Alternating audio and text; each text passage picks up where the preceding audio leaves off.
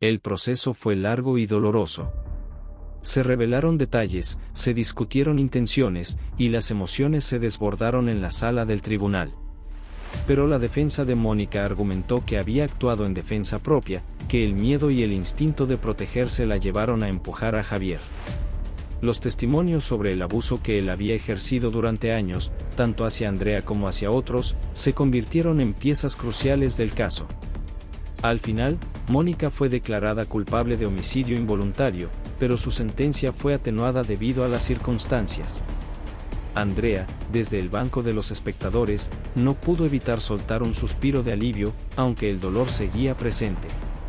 No era el final feliz que había soñado, pero tampoco era el desastre absoluto que temía. Su amiga tendría una segunda oportunidad, y eso era lo único que importaba. El tiempo pasó, y aunque la vida nunca volvió a ser la misma, Andrea y Mónica encontraron formas de sanar.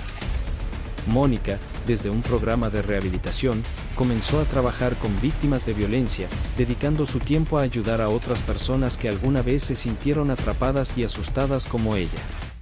Andrea, por su parte, siguió visitándola cada semana, llevando consigo historias del mundo exterior, sonrisas y palabras de aliento. Habían pasado por el infierno juntas, pero su amistad había sobrevivido, cambiada pero inquebrantable.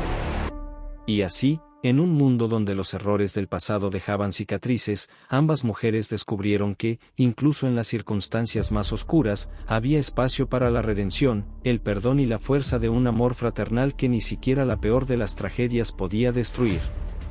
Un año después de aquel juicio que marcó sus vidas, Andrea y Mónica seguían avanzando, paso a paso, hacia la reconstrucción de sus almas.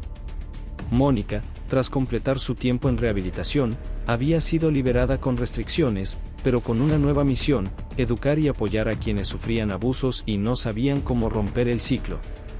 Había empezado a organizar charlas en centros comunitarios, donde compartía su historia sin adornos ni excusas, recordando siempre que, aunque su error la perseguiría, también podía ser un agente de cambio. Andrea la acompañaba en esas charlas, siendo testigo de cómo el dolor y la culpa de Mónica se transformaban en un propósito renovador. El vínculo entre las dos amigas, aunque cambiado por los acontecimientos, era más profundo y significativo que nunca. Habían aprendido a comunicarse sin máscaras, a hablar de sus miedos y sueños de manera sincera. Una tarde, mientras se sentaban en el mismo parque donde había comenzado la confesión de Mónica, compartieron un momento de reflexión.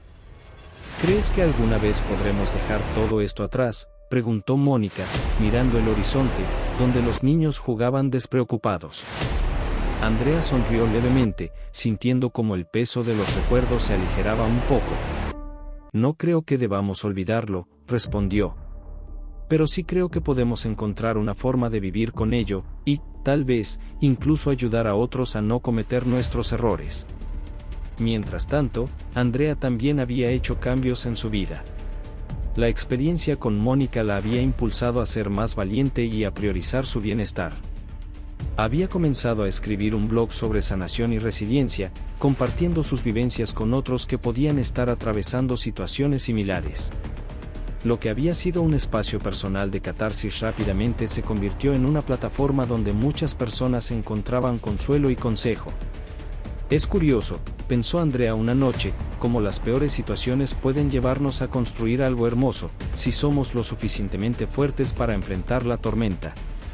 Las dos amigas sabían que la vida siempre tendría sus desafíos, que el pasado nunca se desvanecería por completo. Pero también entendieron que, a pesar de las cicatrices, siempre hay espacio para empezar de nuevo. Se convirtieron en defensoras de la verdad y la redención, sabiendo que, aunque sus almas habían sido puestas a prueba, su conexión y crecimiento mutuo eran una victoria que ninguna tragedia podía arrebatarles. Al caminar juntas hacia un futuro incierto, sentían que, aunque sus caminos estaban marcados por sombras, la luz de la esperanza siempre brillaba un poco más fuerte.